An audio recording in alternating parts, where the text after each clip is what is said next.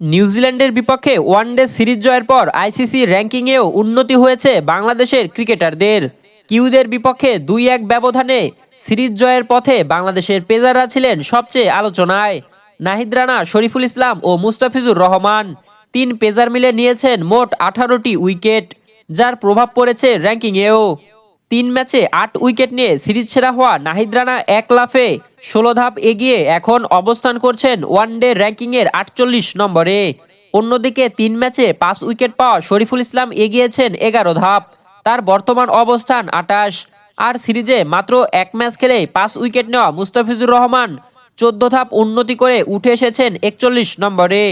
ব্যাটারদের তালিকাতেও উন্নতি হয়েছে বাংলাদেশের দুইজন ব্যাটারের। সিরিজে একমাত্র সেঞ্চুরি করা নাজমুল হোসেন শান্ত ১১ ধাপ এগিয়ে এখন ৩২ নম্বরে অবস্থান করছেন। অন্যদিকে একটি 50 সহ ৩ ম্যাচে ১২৯ করা লিটন কুমার দাস এগিয়েছেন ১৫ ধাপ, তার বর্তমান অবস্থান ৬৫ নম্বরে। অলরাউন্ডারদের র্যাঙ্কিংয়েও উন্নতি হয়েছে বাংলাদেশের অধিনায়ক মেহেদী হাসান মিরাজের। সিরিজে ব্যাট ও বল হাতে অবদান রেখে তিনি যৌথভাবে উঠে এসেছেন ৩ নম্বরে, যেখানে তার সঙ্গী আফগানিস্তানের মোহাম্মদ নাবি। এই তালিকার শীর্ষে রয়েছেন আফগানিস্তানের আজমতুল্লাহ ওমারজাই এবং দ্বিতীয় স্থানে রয়েছেন জিম্বাবুয়ের সিকান্দার রাজা।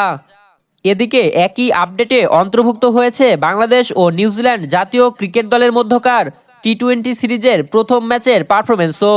ওই ম্যাচে ৫১ রানের অপরাজিত ইনিংস খেলা তাওহিদ হৃদয় ব্যাটিং র্যাঙ্কিংয়ে ৯ ধাপ এগিয়ে এখন অবস্থান করছেন ৩৯ নম্বরে। বর্তমানে বাংলাদেশের ক্রিকেটারদের মধ্যে আপনার পছন্দের ক্রিকেটারকে জানাবেন ভিডিওর কমেন্টে। রাহুল আল আমিন, বিডিআই স্পোর্টস।